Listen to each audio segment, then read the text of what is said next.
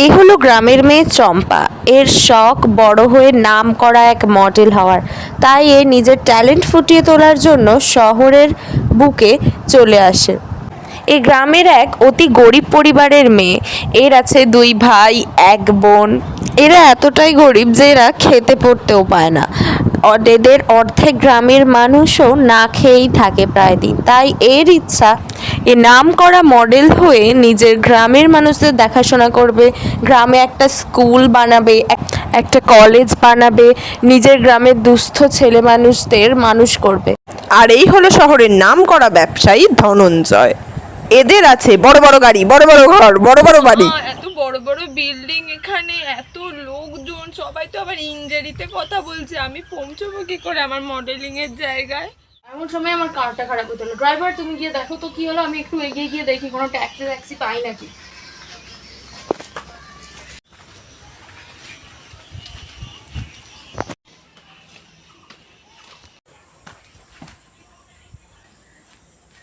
হাতটা দে। ও মাই গড, গাইয়া মেয়ে একটা! কোথা থেকে চলে এসেছো তুমি? কোনো ম্যানার্স জানো না নাকি? কোন দিক থেকে রোড ক্রস করতে হয় সেটাও জানো না? আমি অফিসের জন্য লেট হয়ে যাচ্ছি, সরে যাও। আমাকে মাফ করে দাও আপিস বাবু, আমি আসলে দেখতে পারিনি। আমি তো শহরে নতুন, তাই এখানে কিছুই জানি না। সেটা তোমাকে দেখে বোঝাই যাচ্ছে, গাইয়া ভূত একটা। আরে সরল বাবু, ভূত তো মুই নয়, ভূত তো আমাদের গ্রামে আছে। আর সেখানে সন্ধে হলেই ভূত বেরিয়ে পড়ে, ওই জন্য তো নদীর ধারে ওইদিকে আমি সন্ধেবেলা যাই না।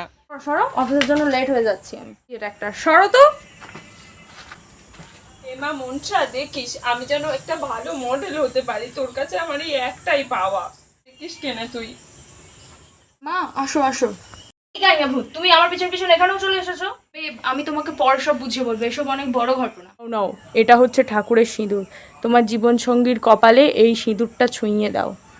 ওকে ওকে। বেব, এদিকে আসো, এদিকে আসো।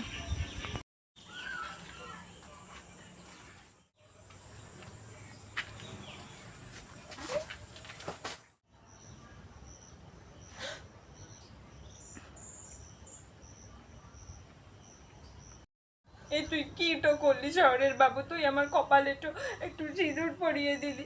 মা মনসার সামনে এবার তো তুই আমার বড় হয়ে গেলি, এবার আমার মডেলিং করার কি হবে?